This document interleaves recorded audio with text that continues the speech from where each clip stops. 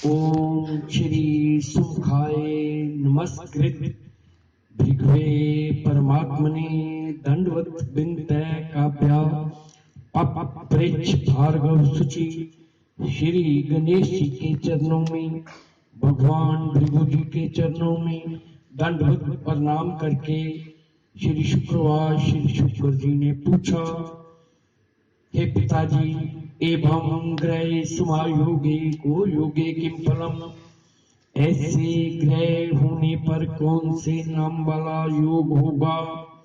इति योग प्रभाव ने, उस योग के प्रभाव से कैसा फल होगा। आज आपके दरबार में कौन कौन सी आत्मा अपनी वाणी सुनने के लिए उत्सुक हो रही होंगी। जैसा भी उचित समझे कृपा करके उन्हें मार्गदर्शन करने की कृपा करें।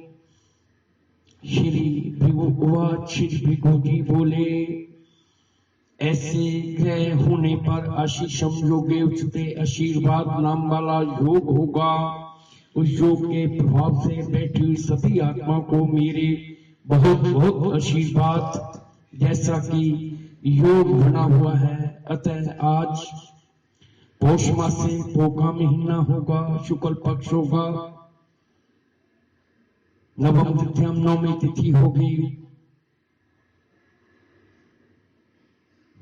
रविवार से एतवार का दिन होगा। यहाँ पर भी मेरा ये ग्रंथ होगा। संक्रांति के दिन मेरे पुत्र मेरे भक्त मेरी वाणी सुनने के लिए उत्सुक हो रहे होंगे। हे पुत्र भक्तों, आज का दिन बहुत ही महान दिन है। आज के दिन श्रद्धा भावना से मेरे सम्मुख बैठकर जो भी आत्मा अपने मन की प्रार्थना कहेगा कि भी प्रार्थना शीघ्र से शीघ्र स्वीकार होगी। हे पुत्र भक्तों, हम देव आत्मा केवल श्रद्धा भावना के भूखे हैं, धन के भूखे नहीं हैं। श्रद्धा भावना से जब भी कोई देव आत्मा को पुकारता है तो उसे आना ही पड़ता है अपने पुत्र भक्तों की रक्षा करने के लिए। हे पुत्र भक्तों, कार्तिक पूर्णिमा के दिन देवभूमि कपाल मोचन में की हुई यात्रा पूर्ण रूप से सफल है। हे पुत्र भक्तों, धरती लोक पर सभी प्रकार के ऋणों से मुक्त होने के लिए देवभूमि कपाल मोचन का स्थान है। उस स्थान पर तो क्रम भोलेनाथ को भी आना पड़ा था जब उनके ऊपर ब्रह्म हत्या का दोष था। उसी स्थान पर आकर गाय द्वारा मन में प्रेरणा डाली। जब एक गाय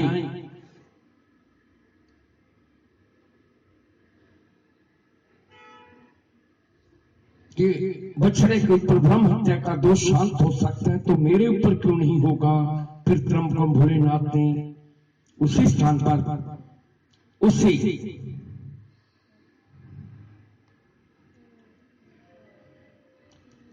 तालाब में अपने हाथ को स्पर्श किया तो ब्रह्म हत्या से मुक्त हो गए थे। हे पुत्र भक्तों, बहुत समय से तुम्हें स्थान सुसुप्त था। मैंने अक्षर रूपी वाणी द्वारा मार्गदर्शन कर करके अपने पुत्र भक्तों को स्थान पर पहुंचाया, जिससे कि उनके पापों का नाश हो सके। देखा जाए जितनी भी विघ्न बाधा है, ये पूर्व जन्म के की हुई पापों की सजा है। जब पापों का नाश होता है, विघ्न बाधाएं स्वयं ही दूर होकर सुख सुविधाएं आनी शुरू हो जाती हैं। इसमें किंचित मात्र भी संशय नहीं करनी चाहिए। हे पुत्र भक्तों, देवभूमि कपाल मोचन कार्तिक पूर्णिमा के दिन को तो देवात्मा भी तरसते हैं। एक वर्ष में एक बार कार्तिक पूर्णिमा के दिन बहुत सी देवात्माएं उस स्थान पर एकत्रित होती हैं। जब देवात्मा गुरु अपने शिष्यों की ओर देखता है तो बहुत ही प्रसन्न होता है अपने शिष्यों की श्रद्धा भावना को देखकर। हे पुत्र भक्तों, आने वाले समय में वह स्थान देशों विदेशों में भी विख्यात होगा। मेरा ये भारतवर्ष ऋषि मुनियों की धरती है। यहाँ पर पाप कर्मों का नाश होता है। और जितनी भी लोग हैं वे तो फल को भोगने के लिए हैं, वहां पर कोई भी नव कर्म नहीं हो सकता। इसीलिए हरि को भी स्वयं मानव चोले में आकर धरती पर कर्म करने पड़े। मानव चोले में आकर गुरु द्वारा मार्गदर्शन हो तो ये मानव चोला मानव की जीवन यात्रा सफल हो जाती है। ये पुत्र भक्तों, मानव जूनी सबसे उत्तम जूनी है और जितनी भी जूनी है सभी भोग जूनी है। मानव चोले में आकर कर्म करके अपने भाग्य में परिवर्तन कर सकते हो। इसके लिए तो केवल गुरु ही मार्गदर्शन कर सकता है। ये पुत्र भक्तों, जब कपाल मोचन में स्नान हो रहा था तो मेरी आत्मा उसी स्थान पर थी। हाथ में कमंडल लिए हुए श्वेत वस्त्रों में मैंने अपने पुत्र भक्तों को आशीर्वाद दिए, जिससे कि उनकी यात्रा पूर्ण रूप से सफल हो सके। देखो पुत्र भक्तों, शुभ कर्म करते हुए विघ्न तो आते हैं, लेकिन जब गुरु की कृपा होती है विघ्न बाधाएं दूर होते रहते हैं। मैं ऐसे आशीर्वाद देता हूं, इन कदमों से बार बार ऐसी तीर्थ यात्राएं करवा कर तुम्हारे पापों का नाश करता जाऊंगा। मैंने इस ग्रंथ की रचना परोपकार के लिए की। उन आत्माओं को अपने दरबार में बुलाकर अक्षर रूपी वाणी द्वारा पाचक पुत्र से मार्गदर्शन करवाता रहता हूं, जिससे कि तीर्थ यात्रा करवाकर पापों का नाश हो सके। और पुत्र भक्तों, संक्रांति के दिन जो आत्मा मेरे दरबार में आकर मेरी वाणी और सत्संग को सुनेंगी, उनके पापों के ढेरों के ढेर नाश होंगे और शीघ्र से शीघ्र मनोकामनाएं पूर्ण होती जाएंगी। मैं आज अपने पुत्र भक्तों को आशीर्वादों के रूप में दे रहा हूं। आज पो का महीना हो, संक्रांति का दिन है। सभी के घर में मंगल ही मंगल हो। आने वाला समय, आने वाला नव माह मंगलमय हो। जिन जिन आत्माओं ने आज मेरे दरबार में आकर सत्संग सुना, अतिथि यज्ञ के रूप में किए हुए सभी तरह के यज्ञों को अपने हाथों से स्वीकार कर रहा हूं और आगे का फलादेश मेरे लघु वाचक के रूप में वाणी का प्रवाह करेगा। मेरी आज्ञा का तुरंत पालन किया जाए।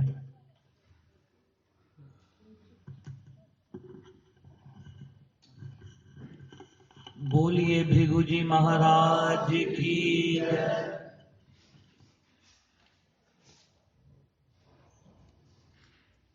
देखो पुत्रों भक्तों, अपने अनन्य भक्तों को देखकर मेरी आत्मा बहुत प्रसन्न होती है। जब मेरे भगत मेरी वाणी सुनने के लिए मेरे दरबार में आते हैं तो वह समय मुझे अति प्रिय होता है।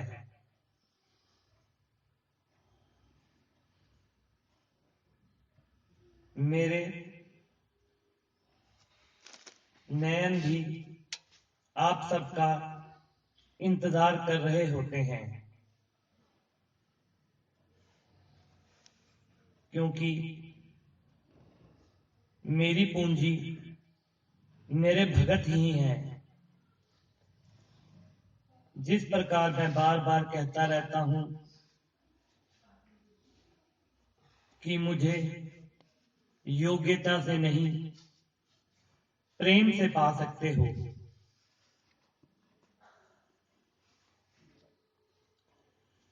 तुम्हारे हृदय में जब मेरे प्रति प्रेम होता है तो मैं अपने रूप बदल कर भी अपने भक्तों के कार्य करने में मजबूर हो जाता हूं और सभी ग्रहों से प्रार्थना करता हूं कि अपना क्रूर प्रभाव छोड़ें और मेरे भक्तों का कार्य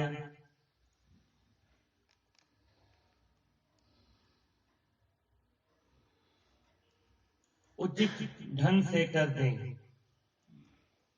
यहां तक कि कभी कभी तो मुझे अपना रूप बदलकर भी आना पड़ता है। कभी अधिकारी बनकर बैठ जाता हूं।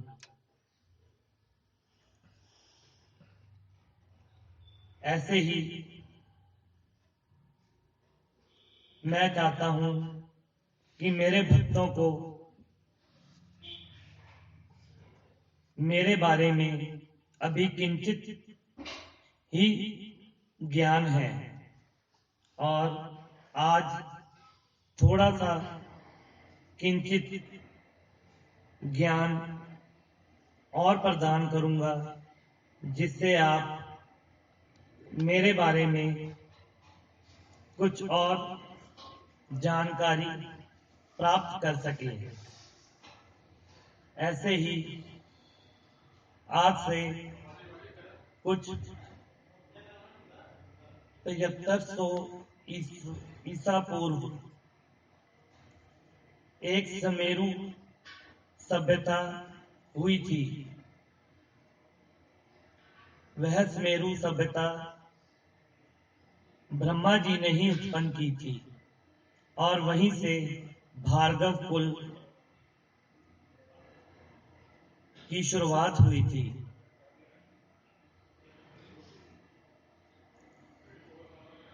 वह भार्गव कुल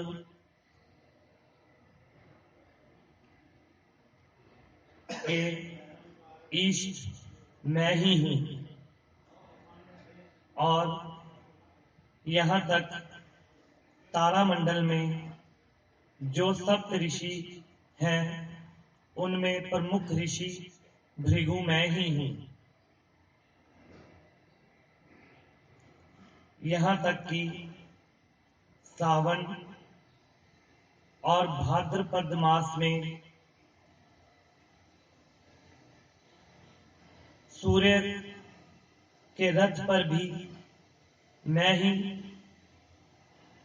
सवार होता हूं। जब सूर्य सावन और भाद्र मास में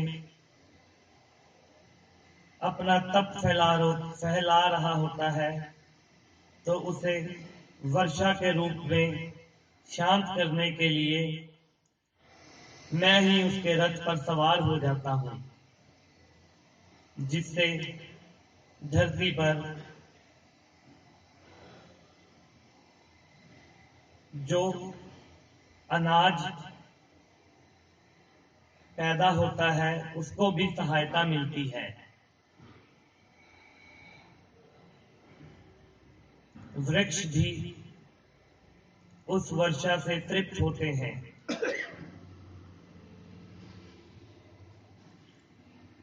और मेरी 2 पत्नियां हुई हैं, एक ख्यापी और दूसरी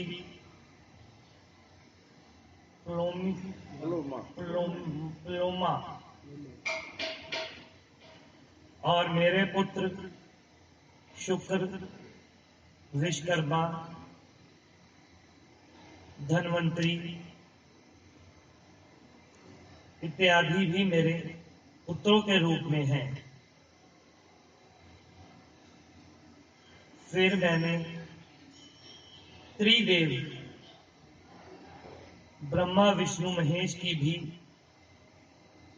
परीक्षा ली थी और उसमें मैंने श्री हरि को सर्वोत्तम कह दिया था और मेरे द्वारा श्री हरि के वक्षस्थल पर जो पद्म का निशान है वो मेरा ही है।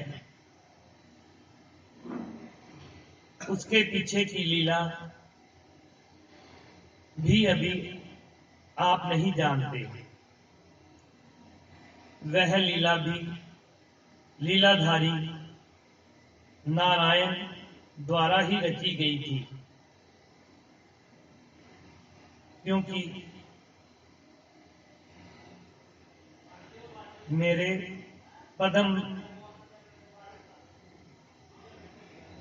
मेरे पैरों में एक पदम मणि थी, जिस मणि द्वारा मैंने बलिया क्षेत्र भृगु नगरी में भी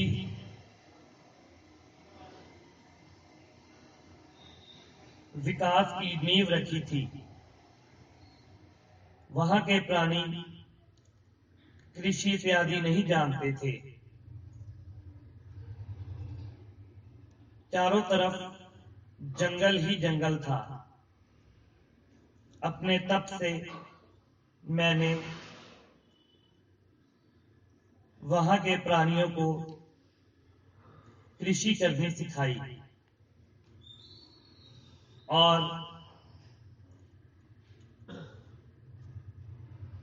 उसी मणि की सहायता से मैंने पृथ्वी पर अग्नि पैदा की। अग्नि का आविष्कार भी मेरे द्वारा ही हुआ है। विष्णु अवतार परशुराम भी मेरे ही कुल से हुए थे। उस मणि की सहायता से मैं विकास भी करता था और विनाश भी कर सकता था। जब मैं त्रिदेवों की परीक्षा ले रहा था तो मुझे क्रोधित देखकर नारायण ने विचार किया, क्यों ना भृगु ऋषि की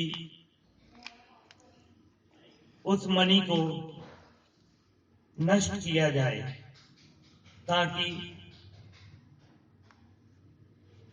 त्र्यंबकम भोलेनाथ और ब्रह्मा की तरह मैं भी शापित ना हो जाऊं। जब मैंने विष्णु की वक्ष तल पर प्रहार किया तो विष्णु ने मेरे चरण पकड़ लिए और कहने लगे, प्रभु, यह तो वज्र की बनी हुई है, कहीं आपके कोमल चरणों को कष्ट तो नहीं हुआ? कहकर मेरे चरण दबाने लगे और वह मणि दबाते दबाते उन्होंने नष्ट कर दी।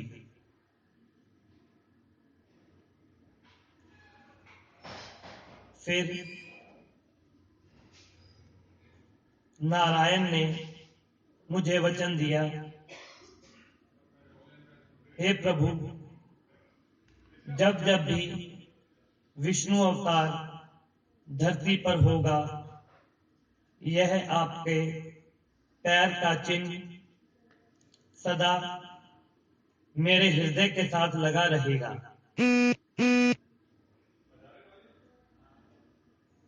और ऐसे ही द्वापर युग में जब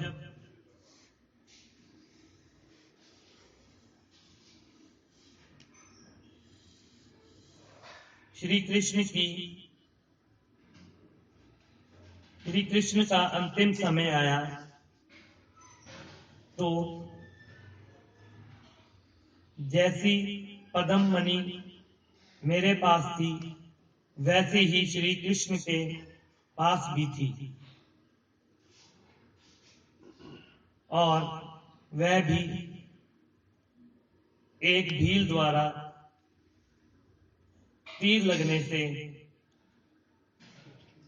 नष्ट हुई और श्री कृष्ण ने अपनी अंतिम सांस ली, क्योंकि ये भूलोक का क्रम है। जो प्राणी आता है उसे वापस भी जाना पड़ता है।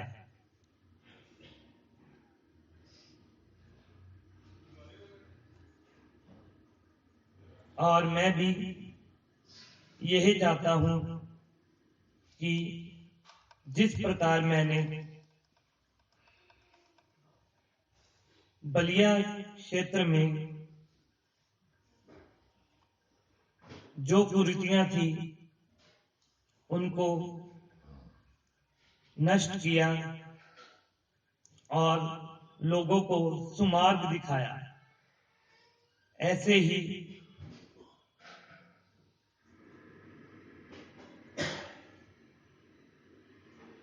मेरे भगत मेरे द्वारा दिए गए ज्ञान को अधिक से अधिक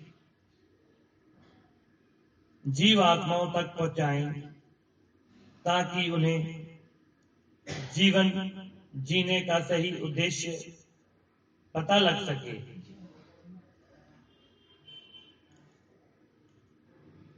मैं ये चाहता हूं मेरी भी एक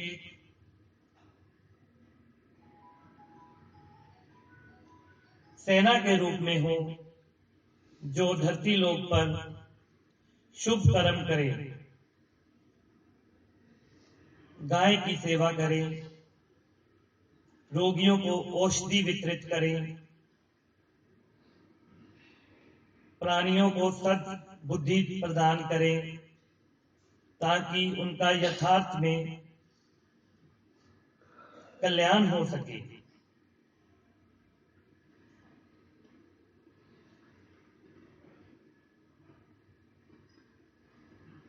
जब ऐसा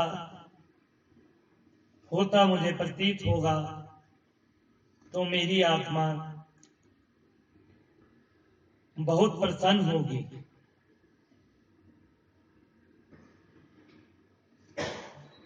ऐसे ही एक बार बहुत उच्च संत हुए हैं, श्री रामकृष्ण परमहंस जी, जो कि काली के उपासक थे, और उनके आग्रह करने पर काली का साक्षात्कार होता था।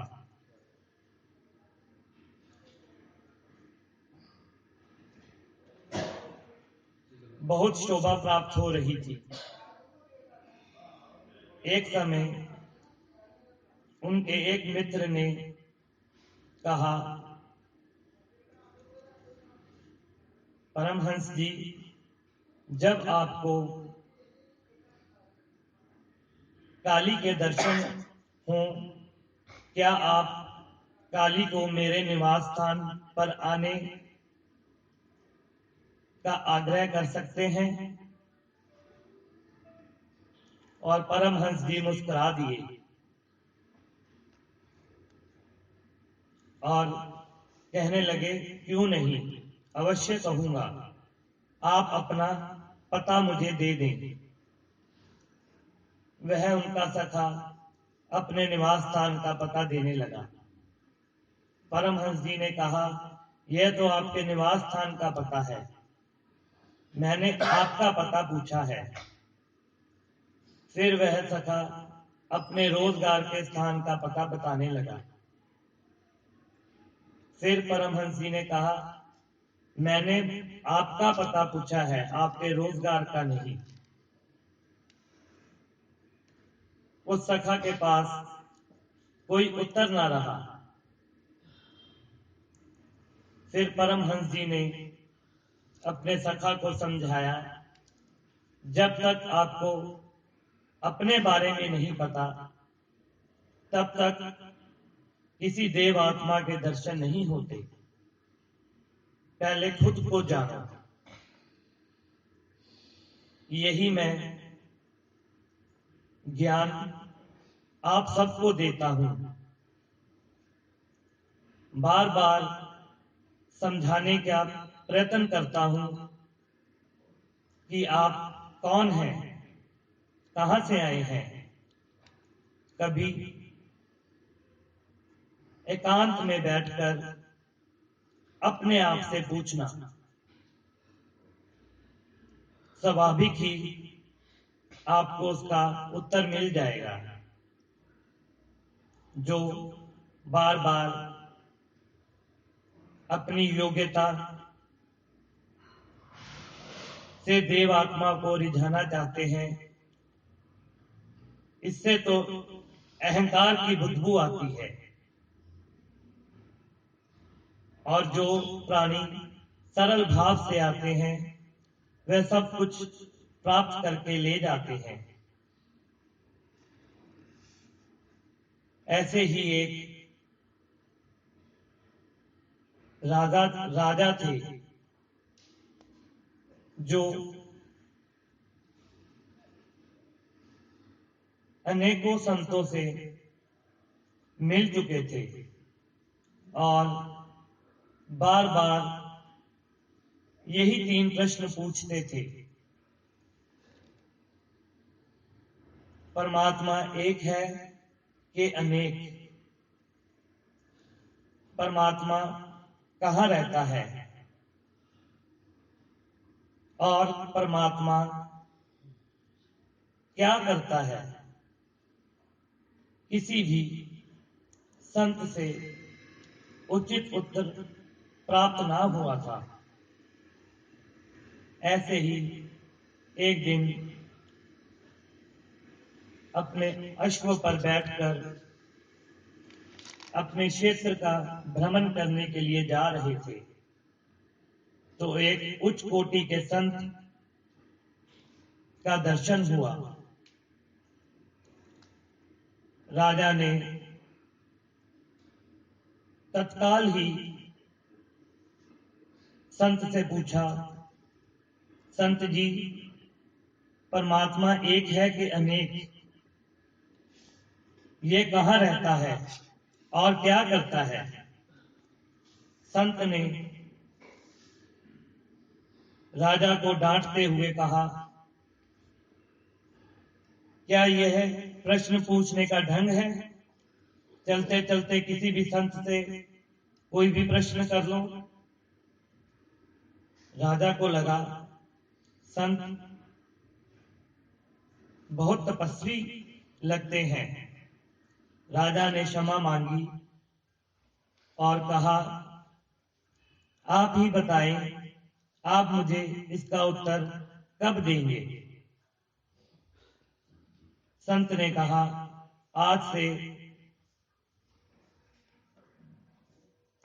1 सप्ताह के बाद मैं आपके राजमहल में आऊंगा और आपको इन 3 प्रश्नों का उत्तर भी दूंगा। आप अपने राज्य के सभी लोगों को वहां उपस्थित कर लेना। राजा ने कहा, हे साधु, 1 सप्ताह का समय तो बहुत कम है। आप मुझे 2 सप्ताह का समय दें ताकि मैं नगरी में ये घोषणा कर सकूं। संत ने उनका आग्रह स्वीकार किया और संत 2 सप्ताह तक राजा की नगरी में ही भ्रमण करने लगे। भ्रमण करते करते उनकी मित्रता एक किसान के साथ हो गई, जो कि देखने में बहुत सीधा साधा प्रतीत होता था। वह किसान संत के दर्शन करके धन्य हो रहा था।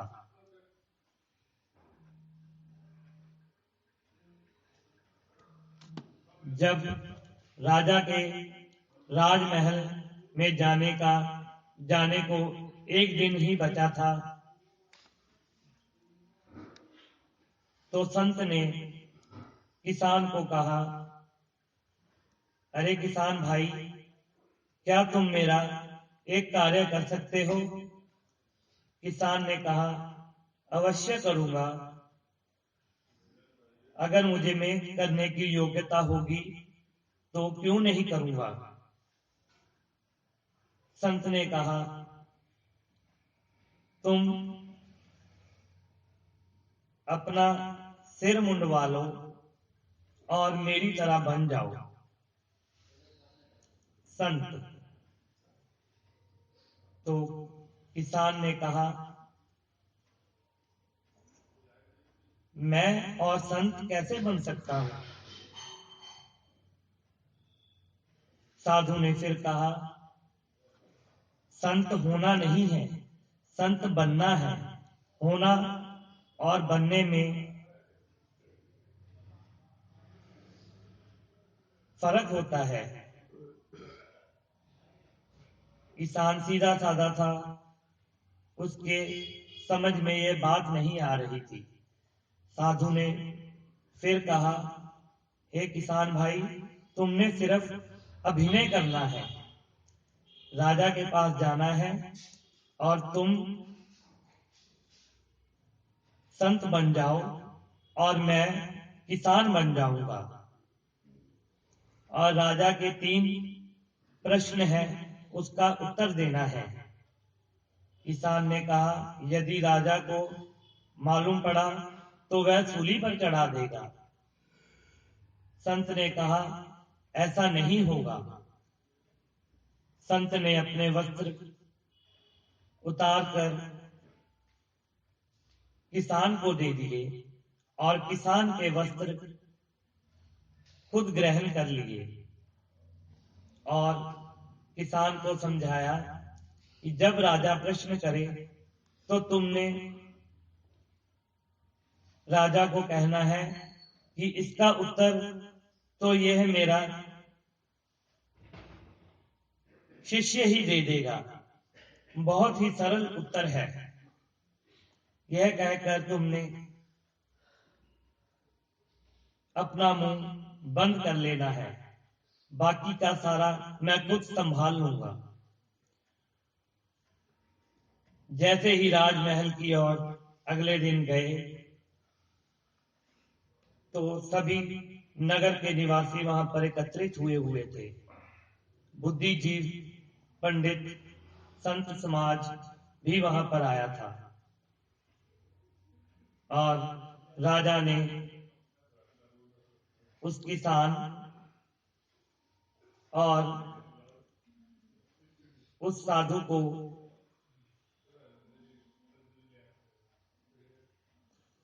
सिंहासन पर बिठाया और उनका उचित सम्मान भी किया। और राजा ने आग्रह किया, हे साधु, आप मुझे इन 3 प्रश्नों का उत्तर देने वाले थे और वह समय आज आ गया है। कृपा करके मुझ दीन पर कृपा करें। किसान झट से बोल पड़ा, हे राजन, ये तो बहुत ही सरल प्रश्न थे। इसका उत्तर मैं नहीं, यह मेरा शिष्य है जो खेती का कार्य करता है, यही आपको उचित उत्तर दे देगा। राजा को लगा कि यह शिष्य इतना विद्वान है तो यह साधु कितने विद्वान होंगे। राजा ने उनकी बात को स्वीकार किया और जैसे ही वह साधु जो किसान का अभिनय कर रहा था राजा को बोला, हे राजन, तुमने पहला प्रश्न किया था कि परमात्मा एक है कि अनेक हैं। ऐसा करो अपने मंत्री से कहो कि कुछ मणियां एक थाली में रखकर मेरे पास लेकर आए। जैसे ही वह थाली में मणियां उनके पास आई और उस साधु ने राजा को अपने समीप बिठा लिया और कहा, हे साधु, यह मणियां तुम एक एक करके गिनती करते जाना और इसका उत्तर तुम्हें खुद मिल जाएगा। जैसे ही राजा ने एक मणि उठाई और बोला एक, और साधु ने वह मणि राजन के हाथ से लेकर वहीं रख दी और राजा ने दूसरी मणि उठाई और बोला दो। संत बोले, राजन, ये दो कहाँ है? ये तो एक है। राजन बोला, हे साधु, ये दो हैं। राजन ने कहा, तुम अपने हाथ में देखो कि एक पकड़ी हुई है कि दो पकड़ी हुई है। राजन ने कहा एक, तो फिर ये दो कैसे हुई? राजन ने फिर एक और मणि उठाई और बोला तीन। साधु ने फिर राजन से कहा, हे राजन, ये तीन नहीं, एक है। राजा को लगा, संत बिल्कुल ठीक कह रहा है, मेरे हाथ में तो एक ही है, तो ये तीन कैसे हुई? फिर साधु ने बोला, जो प्रश्न तुमने मेरे से किया था कि परमात्मा एक है या अनेक, यह उसका उत्तर है। परमात्मा एक ही है, लेकिन उसका अनुभव अलग अलग होता है। इसलिए उसके अनुभव से जैसा जैसा अनुभव होता रहा, वैसे वैसे ही परमात्मा के नाम अलग अलग होते रहे। राजा को बहुत सरल उत्तर मिल गया था। फिर साधु ने पूछा, राजन, दूसरा प्रश्न आपका था कि परमात्मा कहाँ रहता है? साधु बोला, राजन, कुछ खिलाओगे पिलाओगे नहीं, ऐसे ही भूखे ही प्रश्न करते रहोगे? हमारे लिए एक गिलास दूध का मंगवाओ। राजा ने तुरंत दूध लाने को कहा और दूध का गिलास संत के पास रख दिया और संत अपनी उंगली से उस दूध को घुमाने लगा। राजा और नगर निवासी भी यह सारी लीला देख रहे थे। संत ने कोई उत्तर ना दिया और उंगली को घुमाता रहा। राजन ने पूछा, हे साधु, क्या ये दूध ठंडा हो गया है जो आप उंगली घुमाकर देख रहे हैं? कहें तो गर्म करवा दूं? साधु ने कहा, नहीं राजन, मैं तो देख रहा हूं घी कहां पर है। राजन ने कहा, अरे साधु, ऐसे घी थोड़ी ना निकलता है। घी की तो एक अलग प्रक्रिया होती है, विधि होती है। उस विधि से अगर दूध को मंथन किया जाएगा तो फिर इसमें से घी प्राप्त होगा। संत बोला, यही आपके दूसरे प्रश्न का उत्तर है। पहले निष्ठा से दही जमाना पड़ता है, फिर अपने विचारों का मंथन करना पड़ता है, फिर इसको अपनी तपस्या से तपाना पड़ता है, फिर घी प्राप्त होता है। राजन संत के मुख को निहारता ही रहा कि सारा जीवन इन्हीं प्रश्नों के उत्तर ढूंढने में लगा दिए, किसी ने उचित उत्तर ना दिया था।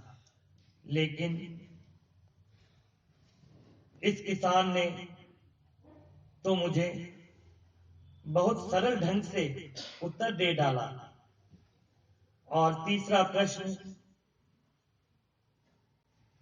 राजन का था, परमात्मा क्या करता है? किसान ने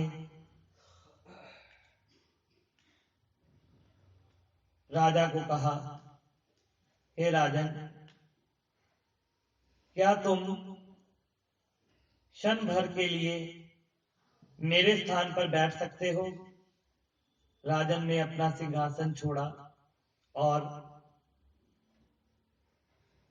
उस अभिनयकर्ता किसान के स्थान पर जा बैठा। और साधु ने राजन से आज्ञा ली, हे प्रभु, अगर आप आज्ञा दें तो मैं क्षण भर के लिए आपके राज सिंहासन पर बैठ सकता हूं।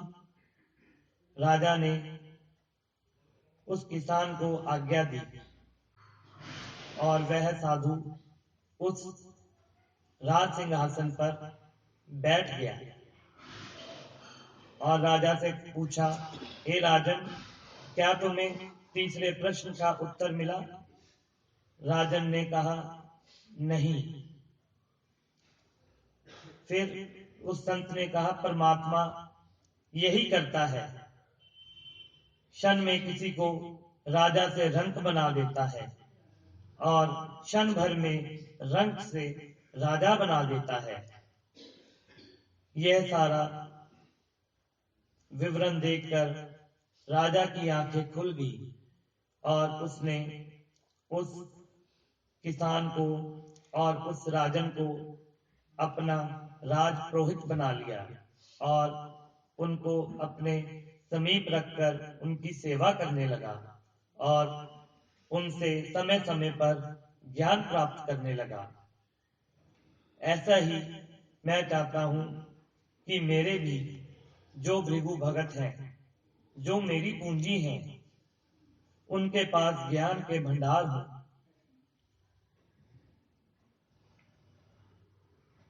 इसी ज्ञान भंडार के लिए मैंने ये संक्रांति का दिन चुना था, जिससे मैं आई हुई जीवात्माओं का कल्याण कर सकूं। और अभी तो बहुत से रहस्य आपको बताने हैं। मेरे द्वारा लिखी गई भृगु स्मृति, भृगु शिल्प, भृगु गीता इत्यादि रचनाओं का ज्ञान भी आप सबको देना है।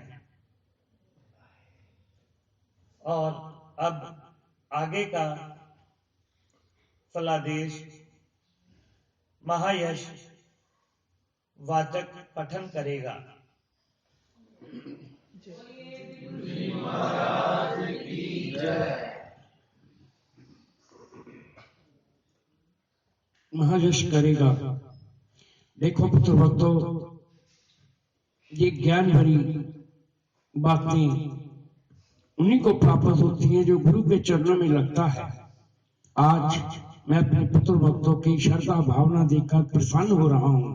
मेरी आत्मा की प्रसन्न हो रही है। सभी पुत्र भक्तों को ढेरों के ढेर आशीर्वादों के रूप में दे रहा हूँ। ऐसा नहीं समझना चाहिए मेरा पिता ने मेरा नाम लेकर क्यों नहीं कहा। सभी को आशीर्वाद देकर अब अपनी वाणी को विराम कर दूंगा और किए सभी तरह के यज्ञों को अपने हाथों में लेकर अब मेरी आत्मा वैकुंठ लोक की ओर जाएगी। सभी को मेरे बहुत बहुत आशीर्वाद आज और किसी का फल नहीं होगा। इति शुभम। बोलिए भृगु जी महाराज की जय। ओम जय भृगुदेव गुरु स्वामी